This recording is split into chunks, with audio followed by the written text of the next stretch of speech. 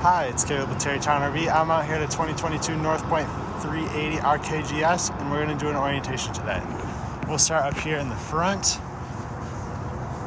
This compartment up here, you see there's a pump reservoir. This is for your hydraulic fluid for the leveling system. So this is the pump here, and fill that back there. You see there's a sticker on there here, try and get to show with the glare of the sun. It's a 1/4-inch hex drive that goes on there. That is so you can manually run the pump if it were to fail or if you lost power for some reason. Then here you have storage. Right now it is prepped for a generator, so that's where a generator could go if you got one. And then you have your battery compartment right here. You can fit up to probably 4 or 6 batteries there. Right now I've just got one hooked up for the leveling system to work. We'll come around here to the side. On this door you have a sticker with vehicle information here.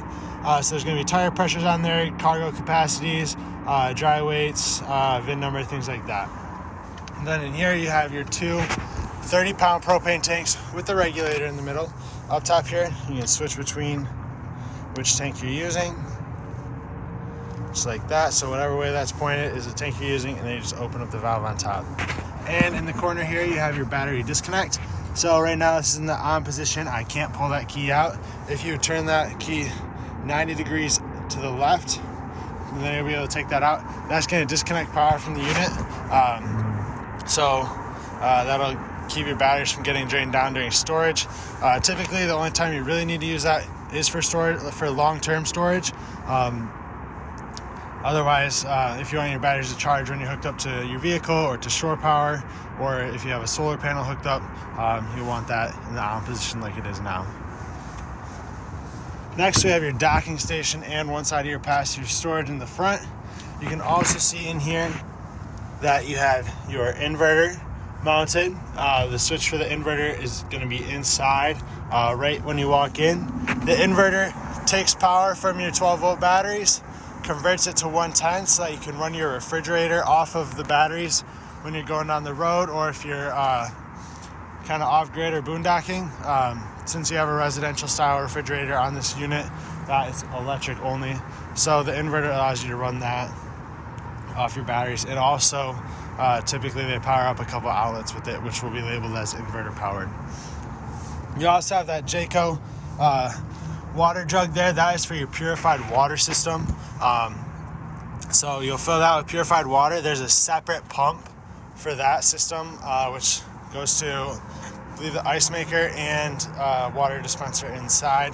That way you can have purified or filtered drinking water for inside and not have to use the water from your freshwater tank or city water if you don't want to. Then at your docking station here, up at the top, you have your leveling controls. You can see it's got auto level on it. There's an instruction sticker right here. But to turn this on, you hit the up and down arrow at the same time. That green light will come on. And then you can use the up and down arrow there to raise and lower just the front so that you can hook and unhook from your vehicle. Once you get unhooked from your truck, you'll hit auto level and it's going to automatically level itself out. So the unit is auto leveled right now. So first it adjusts the front, then it'll drop the rear, ground those, and once those are all touching the ground, it'll do adjustments to them to get the trailer leveled out. When you're ready to hook back up to your vehicle, come in here and hit hitch height. That is going to retract only your rear jacks, so the rear 4 on both, or two on both sides, so the 4, and that'll retract those. And then you can use the up and down arrows once again to adjust the front to hook back up to your truck. Once you get hooked up to your truck, hit retract all, and that'll raise the front up the rest of the way. With this touchpad, occasionally it does have faults on it. Those will be indicated. You can see there's a LED, by the LED indicator here. It's going to change colors or change like flashing patterns. To clear that fault, you'll have to go inside to your J-Command touchpad, and you can clear that or acknowledge it, and then it'll allow you to reset. Which, to reset that, all you have to do is retract the jacks up. Typically with these hydraulic jacks, you need the most common fault is low voltage, because they do draw quite a bit of power. So you do need battery hooked up. I have a battery, and I also have shore power hooked up for extra power. And also with the hydraulic system, when it's cold out like it is today in the morning, that system, the hydraulic fluid, is a little more viscous and doesn't like to flow as well as it would on a hot day. It might take a little bit longer for those jacks to go on a cold day compared to a hot summer day. Up here in the corner, you have a spot for a portable solar panel to hook up to, and then you'd set the panel on the ground, and that would trickle charge your battery. And then you have outdoor shower with the quick connect for a hose. On the left here, you have inputs for cable and satellite. So if you're staying at a campground that has cable hookup, or if you have a portable satellite dish, that's where you hook your coax up to. And on the right, you have a switch for your water pump. If the water pump is on, this red light up here will come on. You can also turn the water pump on inside. Then you can see this diagram here with all these different labels. That's going to be how you differentiate between your different water systems. So to fill your freshwater tank, if you're rustic camping, you'll go to power fill tank. You'll match the dials up to that, like so. And then you hook up to here, and that's going to fill your freshwater tank. Once your tank is full, you'll switch this over to dry camping, like that. Turn your water pump on, and that's going to draw the water from your freshwater tank and send it throughout the unit. Then if you're hooked up to water full time, you'll go to city water. So turn your valve like that. You'll have your hose hooked up to here and on all the time. I do recommend you use a 90-degree fitting and a water pressure regulator with that. The water pressure regulator is going to lower the city water pressure into a more reasonable PSI for the unit here. A lot of times city water is a little too high pressure because it's designed for a house, not an RV. So that water pressure regulator will help lower that for you. And then the 90-degree fitting will just help put a lot less stress on your hose so that when you run it up through the floor here, it doesn't have to immediately go up and do a 90. That tends to kink the hose. So if you have a 90-degree fitting on there already, just connects to the bottom of that and your hose doesn't have to bend at all.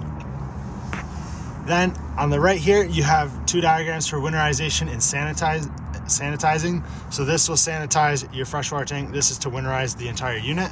And with that, for winterization, you just turn the valves to match that up. You hook a hose up to here, and the other end goes into your antifreeze. Same thing for the sanitize function, except the hose is going to go into a sanitizing solution.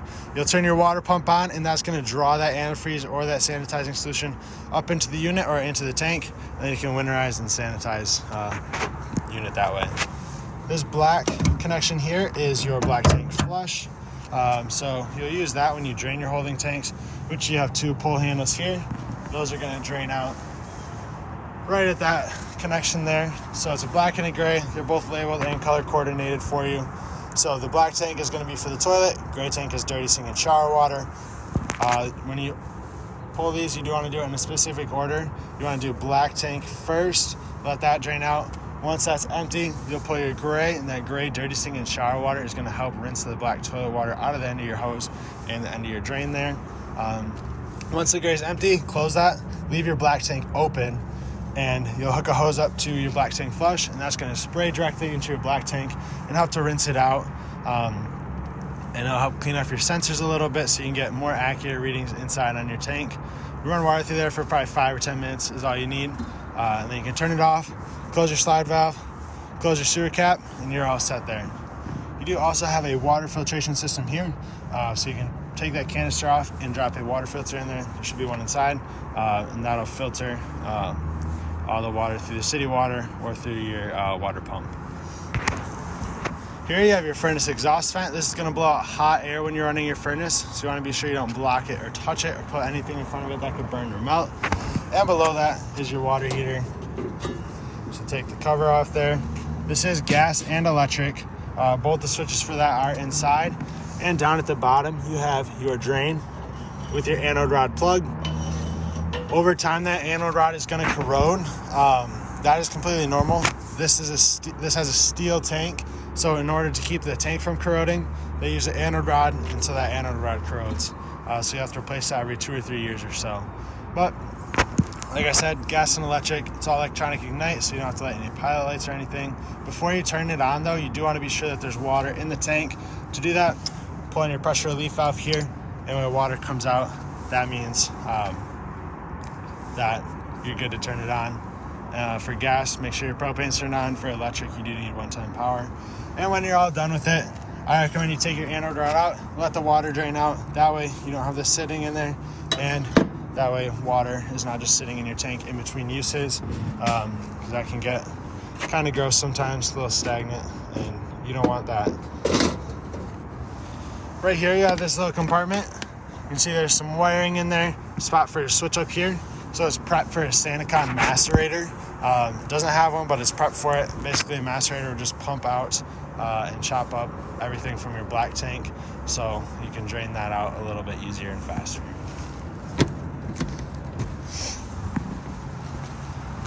We'll work our way towards the back here. You can see big pass-through storage underneath the kitchen in the back.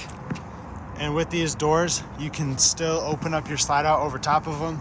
The struts on either side are going to keep this door low enough that it doesn't hit the slide out, which is a super nice feature. And there are all slam latches here as well. You have a second drain here in the back with your gray tank pull handle. This is for the kitchen, so this is gray tank only. So you hook your hose up to it and just pull your handle. You don't have to worry about doing it in a specific order or anything. And you can see this long tube here. That is storage for your sewer hose. Since there's not a bumper on this unit, you can slide your sewer hose in there and keep that out of the way. You can also see your spare tires mounted down underneath here. There's a crank on the other side where you can crank that up and down. You have another little storage cubby here in the back. Once again, slam latch on there. 50 amp power hookup with a twist lock cord. I do recommend you use a 50 amp surge guard with that to help protect all the electronics on the unit. It's a lot cheaper to replace a surge guard than it is to diagnose and repair wiring and electrical on this unit. So a surge guard is super handy to have there. On the back, you have a ladder so you can access your roof. Your roof is fully walkable. We recommend you get up there at least once a year to check all your seals, check out the rubber roof membrane, make sure there's no cracks or tears or anything in that. And we do recommend you treat your rubber roof with a rubber roof cleaner and conditioner, and that's going to help keep that from getting dried out, and then also help keep it clean. You have more access to that storage in the back. All these doors on the back here are held up with magnets as well, including this one. It's a little high up, but you can see it accesses the back of your refrigerator, and you have access to the valve for the water to the refrigerator, so you can open and close that if you want to turn that off. And you are prepped for a Furrion backup camera there as well as side view cameras on here.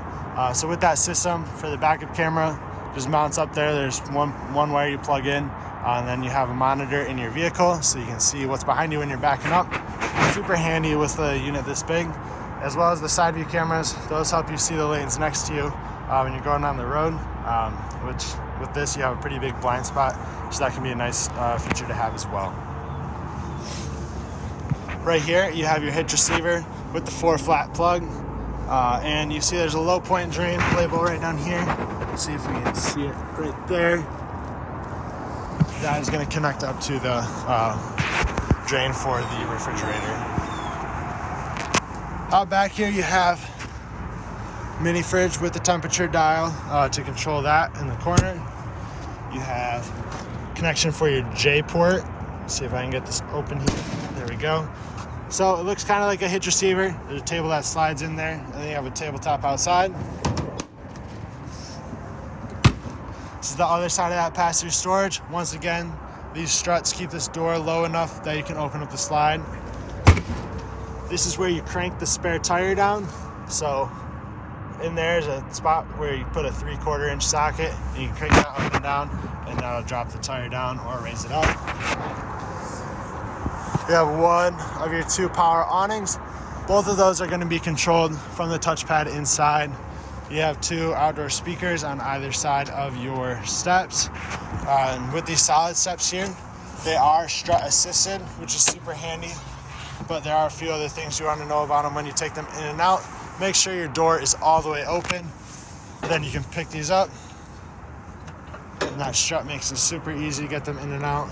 And it also holds that up against the door frame. And then your door's going to close over top of it, and it pinches these on either side to secure that so it doesn't bounce back and forth when you're going down the road. Just grab the handle here to pull it back out. You can see there's 2 tabs here. Those are so you can retract the legs. You push those in, and you can slide that leg up as needed to adjust it to make sure they're level. To extend it, you can just pull on it, which is super nice. We have the other side of the passenger here. So you have your outdoor TV. It's got a little handle here so you can swivel it and slide it back into place like so. Just be aware of where your wires are at so that they don't get stuck in the track there. You have your central vac system here. This is where it collects at. There's your vacuum bag back there that'll get hooked up for you. And then you can put hoses here, turn it on and off. There's also connections for it inside. You can see there's a label for low point drains here. That is going to be accessible right there. There's 2 valves. Those are used for winterization. So you open those up and it drains the water out of your lines. Then you close them and run antifreeze through the system. You do also have a spray port on this side. Another quick connect, same as the one on in the docking station. This one is going to be cold water only, so you can't switch between hot and cold.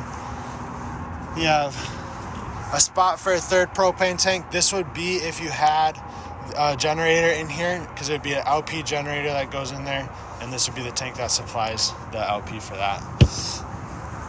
And then this is what the prep for the Freon side view cameras look like. So there's this little extra tab here on your marker lights where that camera would go, and then it would show the entire side of the unit here. But that's going to be everything outside. We can work our way inside now. So right when we walk in, we'll open this compartment here, and this is where your J command system is. So touch the screen, that's going to turn it on. And on the home page here, you have access to different pages that are on the side here. So you can go to your climate, lights, motors, tanks, and energy is going to show your battery voltage. But we'll just click over to the side. That makes it a little easier. So for water here, you can turn your water pump on and off, electric water heater, gas water heater at the top. Just click the button. And you have your monitor panel, which shows the levels of your holding tanks. Those bars are going to darken up as they fill. Next is going to be your motors, so you can do leveling from in here. This is where you'll clear the faults at on the touchpad outside. Generally, you're going to want to use the controller outside so you can see what you're doing, see how high it is to hook up to your vehicle. And you don't really want to be inside moving around while it's doing the auto level feature, because that'll throw off that calibration for that. But if we scroll down, you can see awning 1 and 2, slide out 1, 2, 3, 4, and 5. And then you have extend and retract on both sides. You see all the slide outs are closed right now, so we'll get those opened up. Slide 1, let it extend.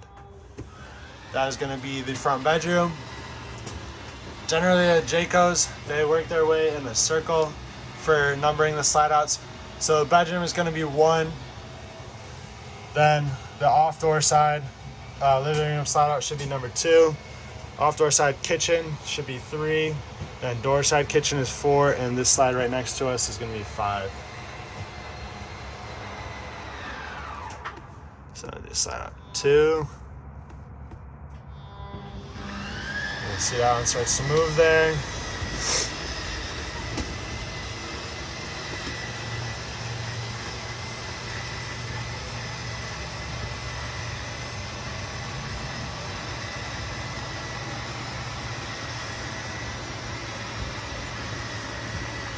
All these slide outs are Schwintek motors on them, so they're all electric slide outs, which is pretty nice. The Schwinteks do have motors on either side, one for each side, or each of these silver tracks here. There goes the kitchen.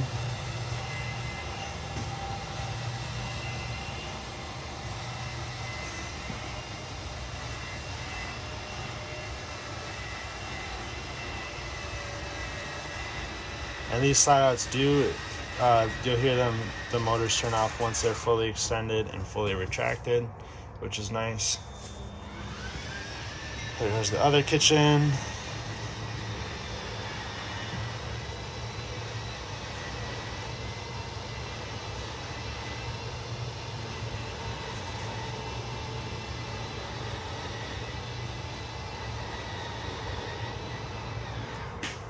We'll scroll down here and hit slide out 5.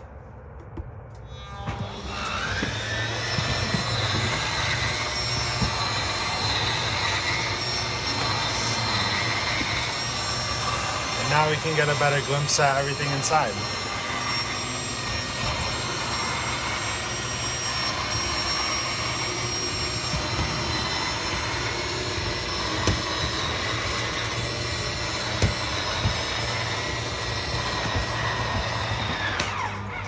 So there's that.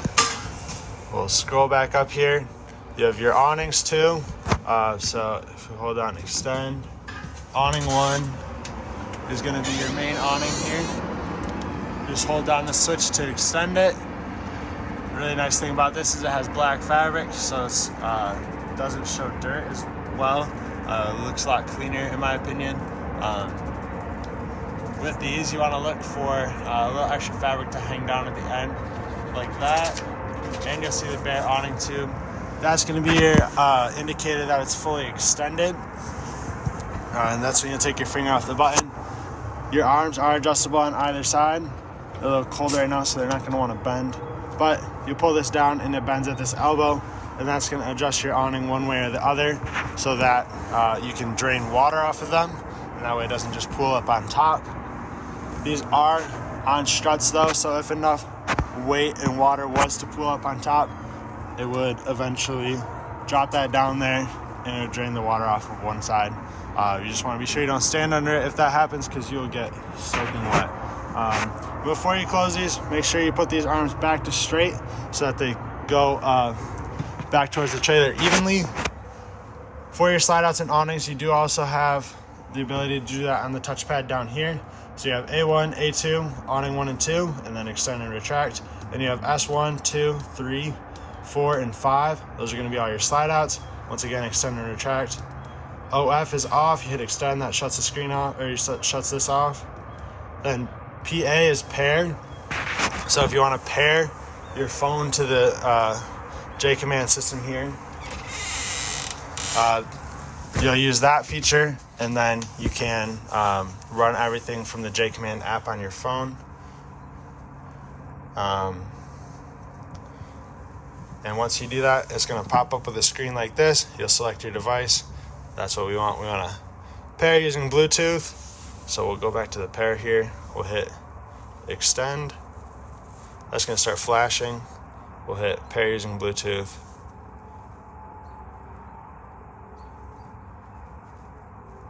And this will pair up here in a second. But that's how you'll do that. I don't want to pair it up to my phone because I don't need the controls on my phone. That's what you'll need it for though. Up top here, you have controls for your max air vent fan, which is this fan up here. It does have a rain sensor on it, so it'll close automatically once it senses rain. You hit fan on. That's going to turn the fan on and open the lid on it. Your fan off, closes it, and turns the fan off. Otherwise, you can just open up the vent or open up the lid to ventilate that. Going back through here, you have 2 ACs on here. So you have the main, which is going to be main living area here, and you have one for the front. On either side of where the AC is mounted on the roof, there are these vents here. These vents have filters in them that you can take out, clean, and reuse. It's part of the Whisper Quiet AC system. You can see there's some up in the bedroom as well. But you turn it on, set your temperature, go to mode, and you can choose between what source you want, and you can change your fan speeds here. Same thing for this one. However, you see for your modes here, there's no heat connected to the second AC. So the furnace is only connected to the main, so that's where you run your furnace from. Then you have the lighting page here. So you have all these different lights that are connected to it. They're also connected to these 3 switches here at the bottom. So if I hit the number 1 light bulb, that is going to turn off all the interior lights that are connected to this. If I hit number 2, that does all your exterior lights, so the awning lights. And if I hit 3, that does interior and exterior at the same time. And all these ones that have a slider in them are dimmable, which is a nice feature to have, so you don't have them just blinding you all the time. And then you have sensors on here, so tire pressure, refrigerator temperature there, and you can add a propane sensor, which would go on your propane tanks, and that would just allow you to see the level of that. That would be something you buy aftermarket. And then on the battery page here, it just shows your battery voltage, 13.4. It's right about where you want to be at. This last switch here, WP, water pump, that's going to turn your water pump on and off. So if I click that, you see that lights that up blue. Click it again to turn that off. So that's the touchpad there. It will time out automatically. You have your inverter control here. So you turn that on. And like I said, outside that's going to power up the refrigerator, so you can run that off your battery, and it'll power up a couple outlets as well. It does also show your battery voltage on here. It shows we're hooked up to shore power as well. You can click through some different modes here on the side, and then hold down to shut down the unit. There we go. You have this black switch here, which is going to do your ceiling fan up top, and you have the chain to adjust the speeds. Throughout the unit, you're going to see little sensors like this. That's for the HVAC system. So that's going to be a temperature sensor, and it's going to send that information to the thermostat, so it knows what temperature it's at and when to turn that off if you reach your set temperature. Down below here, you have your breakers and fuses. Everything is labeled for you right on the cover here. Fuses are all up top, breakers are all along the bottom. And you do have the inside portion of your central vac system. So here you can hook up hoses, and they'll go in there. And then you have the dustpan feature, which you can sweep everything up to here. Open that up and just sweep everything right inside. We'll work our way into the living area now. You have your entertainment center here. So TV, JBL radio, and your electric fireplace. So for the fireplace here, turn it on. Let's set the heat on, and we'll change your temperature here. So you can see that goes up by increments of 2. That is going to blow out heat through this center vent here only. It does not heat up the glass. So if you brush up against that or anything, it's not going to burn you or do anything. Just be aware of this part here that's putting out the heat. You can set a timer here, so it'll shut off after a certain amount of time. So it goes 1 hour to 8 hours. And once it reaches that time, it'll shut off. And you can change your brightness of your flame here as well. Just have the coals glowing at the bottom. So it's super nice to have. It is electric only, like I mentioned. So you do have to be plugged into shore power. But it'll heat up the living area here really nice, and it won't force you to use your propane for the furnace. Then you have the JBL system here. So we'll turn this on. Make sure it's not too loud. Scan for a channel.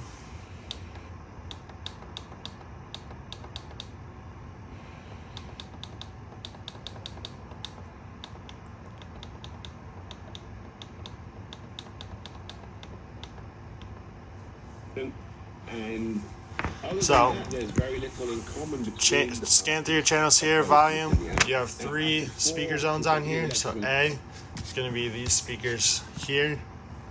B, you see it shows up there. Those are your speakers up in the ceiling. And zone C are your speakers outside.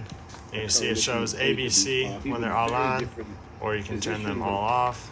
But you might as well just turn the system off at that point.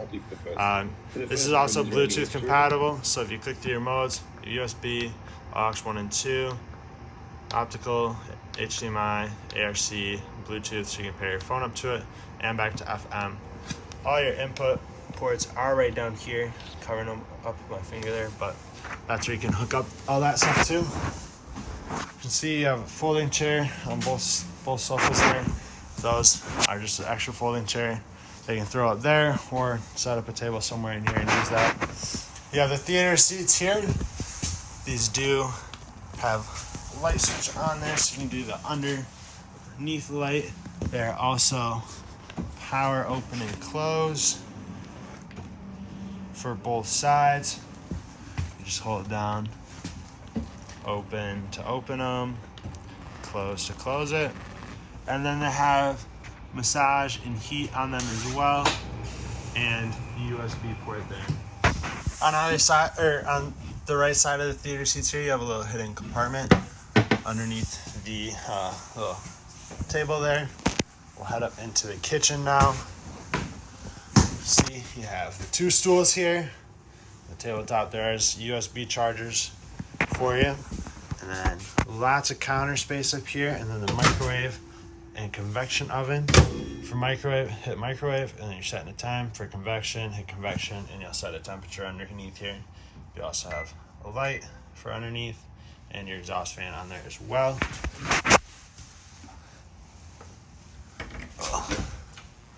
Open that up. Lots of storage underneath. And you have the pull-out peninsula in the middle, which has these slide-out drawers as well. Any light switch you see like this is going to be for a light that is not paired up to the J command touchpad. And then you'll see switches that look like this. These are ones that are paired up to the touchpad. So you can see different lights. You can also turn your water pump on and off from here, and exterior lights. You have the sink here. This is going to be for that filtered water system. Push that down, and that's going to use that water. To turn that system on, you have your separate water pump here for that, for the freshwater drinking station. So that activates that system. It's separate from the pump that will run this on your sink. Your sink does have a little sprayer on it as well. Leave the keys here for that. Then you have the residential refrigerator. Just pop that open in the middle. That black sensor there is the BM Pro sensor for that goes up to the touchpad, so you can see that temperature either on your phone or on that screen. And all your settings are down here. So we'll turn this on. So set to 37 for the fridge, set to 0 for both sides of the freezer. That's recommended temperature. You can change between your Fahrenheit and Celsius, and that's going to lock that. If you hold that down, that'll lock that out. If you hold down either of these buttons, that is going to do a quick freeze or a quick cool for those, so that'll cool those off a lot faster. And then you can adjust your volume there on the left for the dings and beeps that makes. You have a residential style stovetop and oven here with a nice wooden cover. Move that out of the way so we can see that. Just set that down. So 4-burner stovetop, and then one of the biggest ovens that you'll get in an RV. Control in the middle here is going to be for the oven. Then you have your 4 burners there. There's an oven light switch and panel lights. That does those blue LEDs there. And we'll put the cover back. Then up top, you do have a light and vent fan, so you can vent that outside. Right here, you have your carbon monoxide detector. As long as that green light is on, that means it's working. This does draw continuously off your battery though, because it has to always be running. So over time, it will drain your batteries down. But with your battery disconnect, you shut that off, and that's gonna keep your batteries from getting drained. We'll head up into the bathroom and bedroom area now. So we'll turn some lights on in here. You have another max air vent control here. Same style vent that's in the living room. Once again, it has a rain sensor, so it'll shut off once it senses rain. And your controls are all the same here. You have a foot pedal flush toilet. Halfway down brings water just into the bowl. All the way down is going to open up the flange and flush the toilet into the tank. And then in your shower, you have a little travel lock inside here. With this, you want to hear it snap into place, which is snapped down pretty good right now. So you hear it snap down just like that. If you have it just set on top, you hit a bump, that's going to pop up, and these doors are going to start to slide around, which you don't want those glass doors moving at all when you're going on the road. Head up into the bedroom.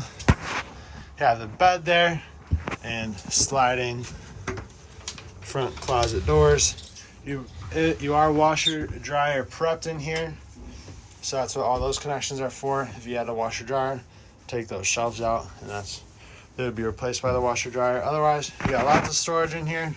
Closet pulls, these are removable, excuse me. So you can move those in and out as needed.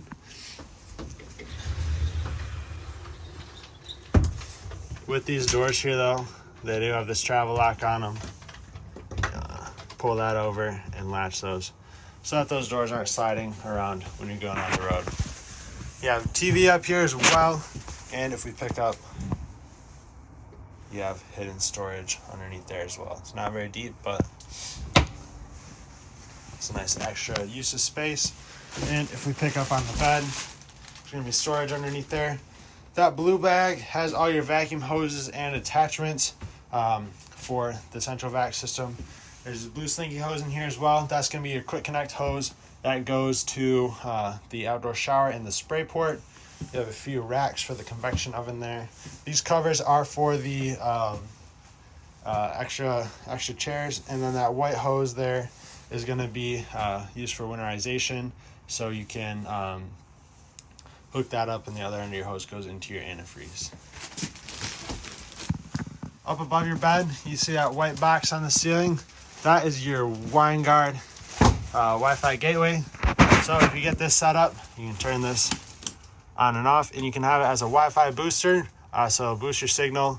Once you turn that on, it'll boost your signal if you're staying somewhere that has Wi-Fi. Or you can get a SIM card for it, either through WineGuard or through a cell provider. And that SIM card will go in this box, and then you can pay to have Wi-Fi at your trailer here, which is super nice. You don't have to worry about other people being on your network and slowing it down. But like I said, it is a monthly cost. With the WineGuard, if you go through the WineGuard to pay for that, they do allow you to pay for it 30 days at a time. So you're not paying for like a full year if you're only using this a few months out of the year, which is nice. So you can go month by month basically with that. But that is going to be everything inside of here. Hope this video is helpful to you. If you have any questions, please feel free to reach out to us. We'd love to help you. And thank you for choosing Terrytown RV.